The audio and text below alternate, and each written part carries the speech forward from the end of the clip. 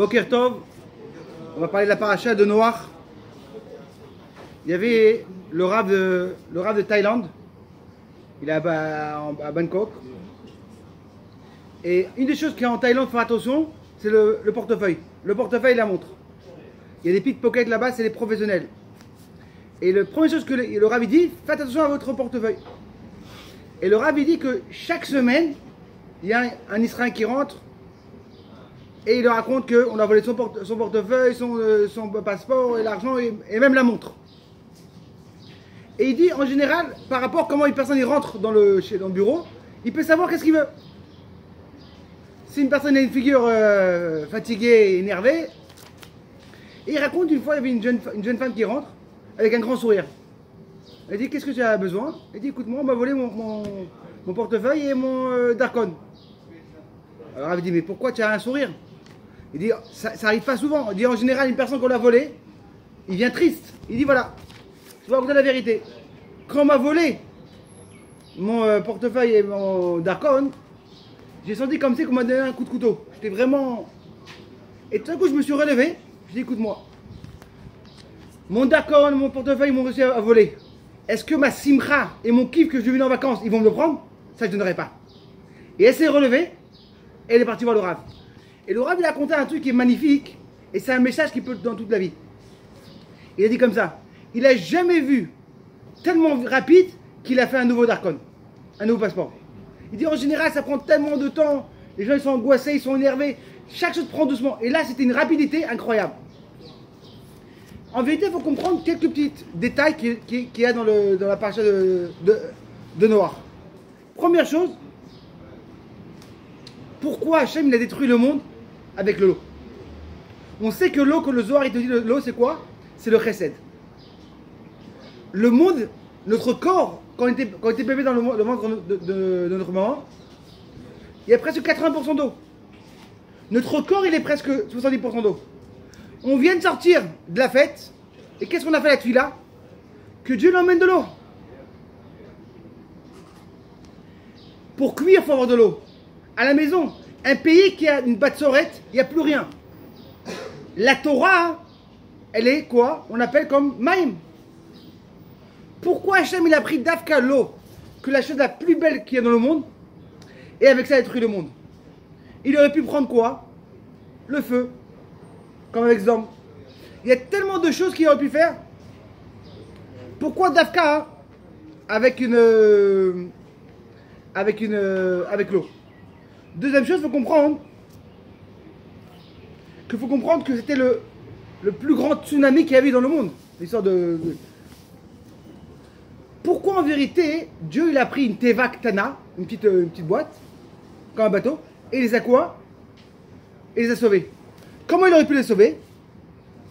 On sait qu'en Eretz Israël, il n'y avait pas le Maboul. Il aurait pu les emmener en Eretz Israël. Pourquoi il a dû construire un bateau?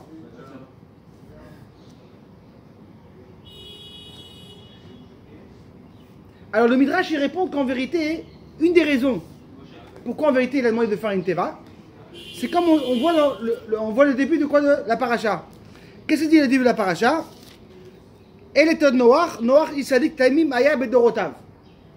Alors Rachid dit sur place c'est quoi Bedorotav? Il y en a qui disent pour le Gnaï, il y en a qui disent quoi? Pour les bonnes choses. Il y en a qui disent qu'en vérité, dans sa génération, il était un tzaddik. Parce que c'était tous des voyous. Mais si on est la génération de quoi? De Abraham, c'était pas Bichan tzaddik. Première chose, il faut comprendre. Comment en vérité la Torah peut parler de mauvaise chose d'une personne? Nous on verra après ça, les parachas, il dit comme ça. Vous allez rentrer tous les animaux cachers, et tous les animaux qui ne sont pas cachers, vous allez faire rentrer. Pourquoi? Parce que la Torah ne parle que les bonnes choses. Et nos cachers. Et même le rabbi, il avait rajouté un truc qui est magnifique, c'est que aujourd'hui, comment on appelle en hébreu un hôpital? Bet Rolim. Comment on appelle les personnes qui les blessés de l'armée? C'est des psuetzal. Et le rabbi, il a dit non, c'est une grande erreur. Bet Rolim, c'est une maison pour les malades. Il a dit non. Bet Refoua, c'est un endroit qu'on va se guérir. Quand une personne il y va et te dit que moi je vais aller dans une maison de malade, tu l'as enlevé 50% de. 50% tu lui donnes le truc. Et c'est marrant que une de ces endroits qui s'appelle ça Beth Refoua en Israël, c'est quoi? C'est ici l'hôpital de Bnei Brak. Et quand le rabbin a entendu ça, il a vraiment dit un truc. C'est qu'en vérité, comment c'est possible qu'on parle du mal en vérité de quoi? De noir. La Torah te dit qu'est-ce qu'il rachit de Dorota dans sa génération, mais c'est la génération de quoi d'Abraham? Il dit parce qu'en vérité, c'est vrai que la Torah n'aime pas parler du mal. Mais pour apprendre un message, elle parle clair. Pourquoi en vérité, Dieu lui a demandé de construire une teva? Pourquoi? Et pourquoi il a demandé de construire combien d'années il a construit la teva? Vous savez combien d'années? Pendant combien d'années? Pendant 120 ans. Pourquoi? C'est pour que les gens ils arrivent et qu'ils demandent à Noir. Noir dit écoute-moi, ne t'inquiète pas, il y a un bête midrash. Venez apprendre, venez faire un petit kirouv, un petit Shabbat. Non, rien. Il attendait, il n'a même pas essayé d'aller emmener les gens. Il a fait exactement le contraire de qui, de quoi en vérité d'Avraham Avinu. Avraham Avinu, qu'est-ce qu'il a fait Avraham Avinu? Un chesed, mais il ouvrait un endroit dans le désert. Et les gens venaient, et les 4 portes, ils mangeaient. Et il leur dit, écoute-moi, vous savez, dans le désert, il n'y a pas de restaurant. Si vous ne voulez pas en vérité faire demander merci à Hachem, payez le prix cher. De ça, je demande en vérité, c'est quoi le problème d'Abraham? Si une personne vient et te dit, je ne crois pas en Dieu, qu'est-ce que ça va gagner que tu donnes un repas et à la fin, tu lui fais du quoi? Tu dis quoi? Si tu ne payes pas le repas, si tu ne veux pas dire merci Hachem, tu vas payer le prix cher. Alors qu'est-ce que ça a gagné? Il n'a pas le choix, la personne. Il dit en vérité, Abraham nous apprend un message magnifique. C'est que chaque personne intérieure, il a oui une émouna.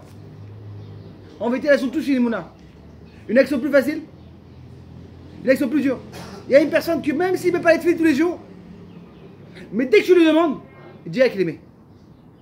Et pas seulement il aimait avec un grand sourire. Il savait en vérité qu'Abraham Avinu, que chacun à l'intérieur, il avait cette émouna. Des fois, ils sont un petit peu plus durs et un petit peu plus faciles. Mais là, en vérité, il faut comprendre pourquoi Hachem l'a construit en vérité cette Teva, qui était un petit peu, elle était très grande. Elle faisait combien? Elle faisait 150 mètres. D'accord? Et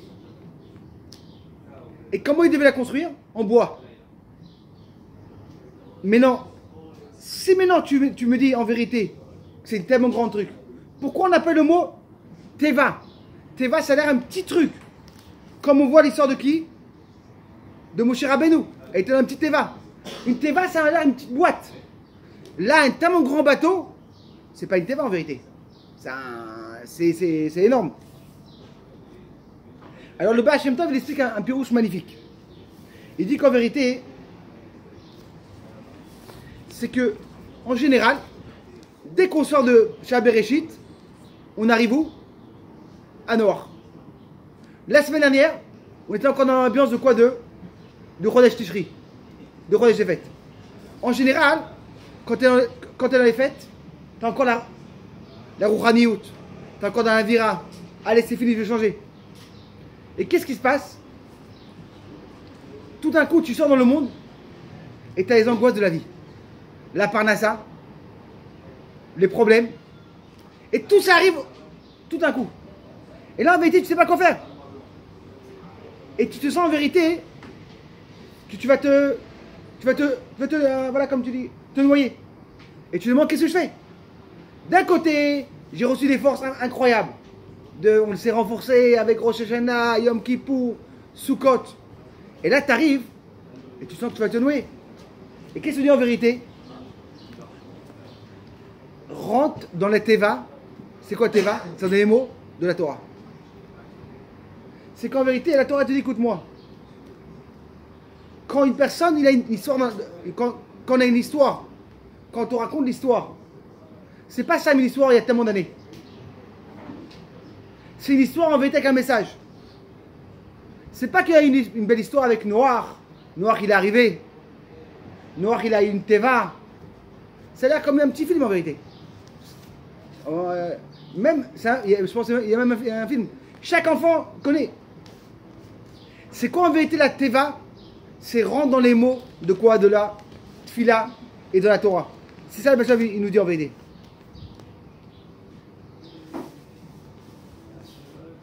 C'est qu'en vérité, c'est que teva, en hébreu, c'est quoi? C'est une boîte. Et c'est aussi les mots.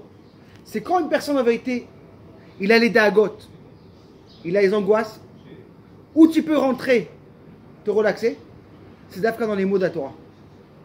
De venir, de te connecter avec la Torah mitzvot. Et ça qu'en vérité on te dit.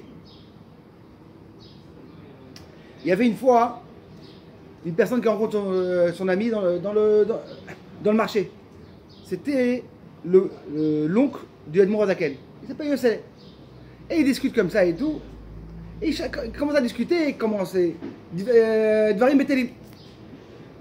Et à la fin, il dit c'est quoi? Viens à la maison, on va prendre un petit café ensemble, on va continuer la discussion. Et après ça, la personne, il vient chez lui à la maison. Et ils y vont. Dès qu'il rentre à la maison, qu'est-ce qu'il voit? Il ouvre, il voit qu'il a plein de livres sur la table. Et la personne qui était simple, il dit viens, il dit non. La personne que j'étais au marché, c'était un Yosselé. Là, quand j'arrive à la maison, je rentre direct dans les dibourim de la Torah. Il y a une histoire magnifique de Sharansky. Tout le monde le connaît, Sharansky. C'était le Yud de la Sournout. Lui, il raconte qu'il allait tout le temps avec quoi? Avec un petit télim noir. Un mini télim. Et une fois, on a demandé, c'est quoi cette histoire de quoi du télim? Alors lui, il raconte que lui, quand il s'est marié avec sa femme, alors eux, ils ont demandé une permission pour sortir de quoi? De la Russie. Et ils ont dit comme ça, on va se marier. Une semaine après, on va sortir ensemble de la Russie. Malheureusement, qu'est-ce qui s'est passé? C'est que elle a reçu une permission de sortir. Et lui, il n'a pas reçu la permission. Alors, qu'est-ce qu'il a commencé à faire? Il a commencé à faire des petits balagans. Demander des trucs de l'Amérique et des bacachotes. Et 3 ans après, ils l'ont attrapé, ils ont dit écoute-moi, comme tu es contre le pays, on va t'emmener quoi? En prison en Sibérie. Et avant qu'il sorte de la maison, il prend ce petit livre et il met dans sa poche. Et quand il rentre là-bas dans la prison, il le fouille, ils ont trouvé le petit élim. Et là, il le prend le petit élim et il le met de côté. Et tout le temps, il essayait de parler avec la personne, d'essayer, de négocier, de recevoir cet élim. Et il n'arrivait pas. Et un jour, comme ça, il raconte, il était comme ça en train de... Et un jour, comme ça, un matin, le personne de la prison dit écoute-moi, je te rends le télim. Et il raconte que le même jour, c'était quoi le même jour? Son père, il a entendu que son père était niftar. C'est-à-dire que d'un côté, il a entendu son père était niftar. Deuxième chose, le même jour, ils l'ont mis 400 jours dans un trou. Mais quoi? Il a reçu son télim. Et quand il ouvre son télim, là je vais voir les mots, il tombe sur le mot de quoi? Kam, gam ki ela beget samavet, lo irara ki ataimadi. Et il arrive dans ces mots-là que même si je vais dans les plus grandes sarottes, je vais être avec toi. Et là, il raconte qu'en vérité, il était pendant 400 jours dans un tsino. En Russie, c'est pas c'est une petite pièce. Et son père et tous les galères. Et qu'est-ce qu'il a tenu? Ces mots en vérité, que je suis tout le temps avec toi. Et là, en vérité, on va comprendre cette force de quoi? Comment une personne est là et comment une personne doit rentrer tout le temps dans les liens de la Teva. Et comme la Gemara nous raconte dans la Maseret Brachot, les dernières années de quoi? De Rabbi Yochanan ben Zakkai. Et on sait que les dernières années, c'est quoi les années les plus dures? Pourquoi? Pour l'Am Israël, il y avait le Khurban. Et c'était vraiment le moment le plus dur. Et la Torah, la Gemara nous raconte comment il est niftar. Et avant qu'il niftar, qu'est-ce qu'il a dit? Tout le monde le sait. Eni yodea be'ezeder molichim oti. Je ne sais pas de quel côté ils vont me prendre.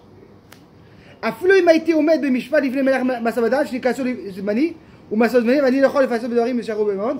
Je ne sais même pas où ils vont me prendre. Est-ce qu'ils vont m'emmener au Gan Eden ou Gehinom? Et tout d'un coup, il était en face de lui, et qui est venu le voir? Et Chinouki, c'est les Cheskiaou. Ils ont préparé une chaise pour Cheskiaou, le Cheskiaou, le Meler, et tout d'un coup, ces deux sont fermés, il est Niftar. Et là, il faut comprendre, est-ce que vraiment, il était un ave? La Gemara te demande. Est-ce que lui se demande, est-ce que vraiment il n'est pas entré au Gan Eden? Si lui se demande cette question, on va tous se demander la même question. Comment c'est possible? On sait que pendant 40 années, il a appris la Torah, il a aidé les Bnei Israël. La Gemara te dit, Shelo alach arba amot bli Torah, il n'est pas parti au même, sur 4 amot sur la Torah, tout en train de parler de Torah. C'est-à-dire que chaque fois qu'on le voyait dans la rue, il parlait à Torah. Et quel rapport avec le Meler Yehuda? Et là, la Gemara te dit comme ça. Et là, Rabbi Yochanan ben Zakkai afouf tzahar masipo edo im Asfenos. Il était tout le temps angoissé. C'est quoi l'histoire avec Asfenos? La Gemara te raconte. Avant le Khouban, Rabbi Yochanan, il a rencontré qui? Afienos. C'est qui Afienos? C'est le Mefaket, c'est le... Dans l'armée, il était un général. Et lui, il était quoi? Son officier, sur Jérusalem. Et qu'est-ce qu'il a demandé? Ubikesh lakim et yavne vechamea. Torah la kama Torah pour faire que là-bas, la Torah de Baal Pé qu'il y aurait là-bas. Après le Khouban. Et qu'est-ce qu'il y a, Finance? Je veux te le faire. Je veux te faire quoi, le quartier de quoi? De Chachma Yavne vechamea.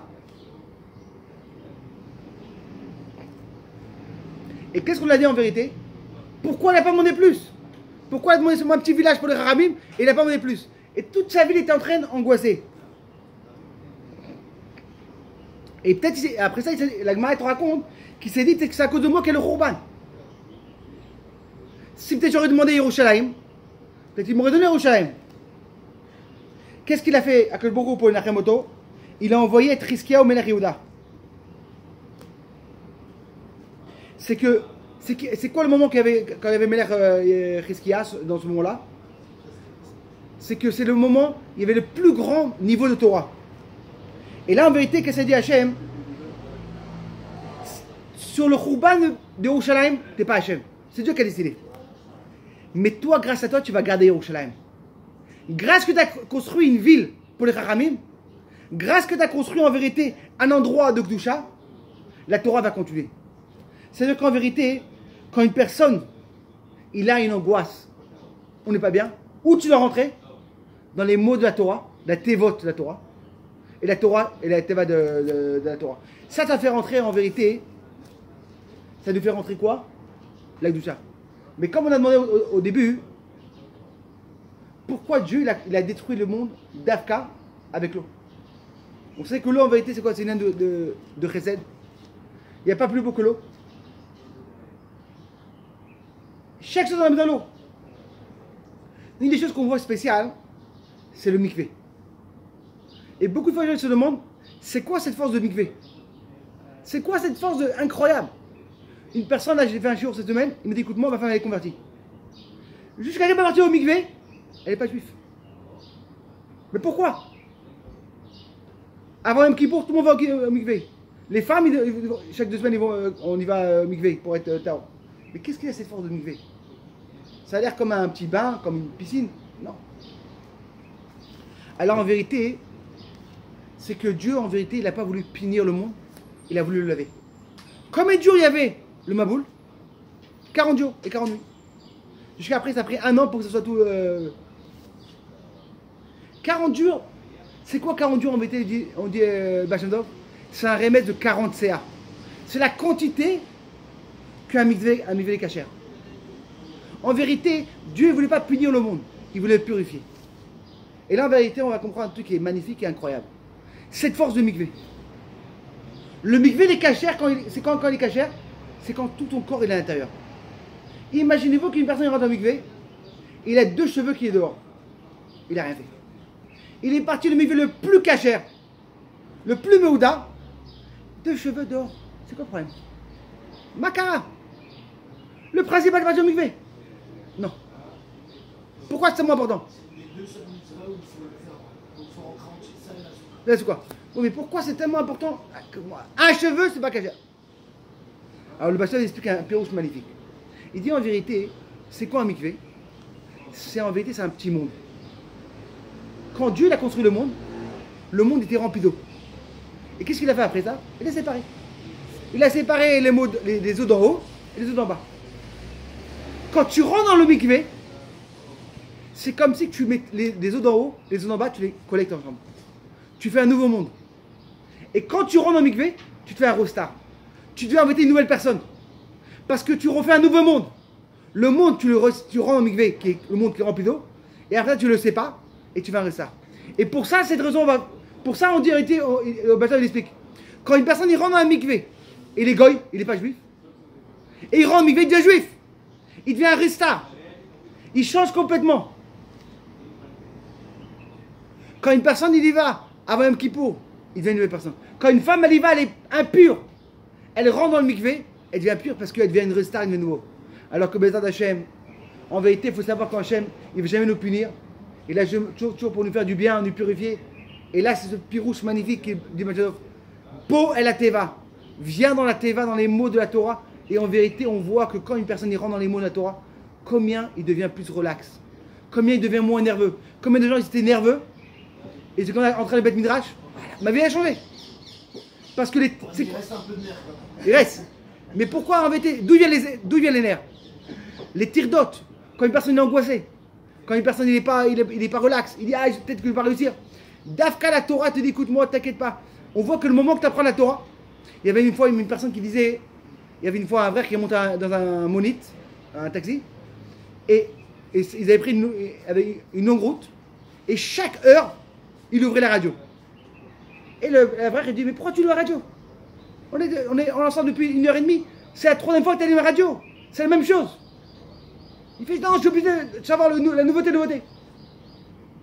Et le frère il a donné un ridouche magnifique. Il dit écoute-moi, moi la vérité, j'ai pas de radio. J'ai ni de portable, ni de WhatsApp, ni de radio. Ça m'intéresse pas. Il dit mais comment c'est possible? Moi je te dis sans 1 heure sans la radio, je peux plus. Et je suis obligé d'avoir une nouveauté. Il dit voilà. Quand tu vas à la Torah, tu fais toujours des nouveautés. Des chidouchim tu trouves. Je me mets mon kiff dans le chidouche de la Torah. Toi, tu roules, t'as pas de chidouche dans ta vie. Tu roules, t'es obligé d'écouter ta radio pour savoir encore un chidouche. Moi j'ai pas besoin. Où je trouve le chidouche dans la Torah? Quand une personne il fait rentrer sa vie dans la Torah, il fait rentrer le chidouche dans la Torah, il a beaucoup moins de manque. Parce que le chidouche il vient de la Torah. Que Bézachem, on aura la force de faire rentrer dans les mots de la Torah et des mitzvot et dans la tefila, et qu'on aura tous une atzlacha, et que Dieu, Bézachem, qui nous envoie le Mashiach Bekarov Mamash, et qu'il n'y aura que des bonnes choses et que de la tzara.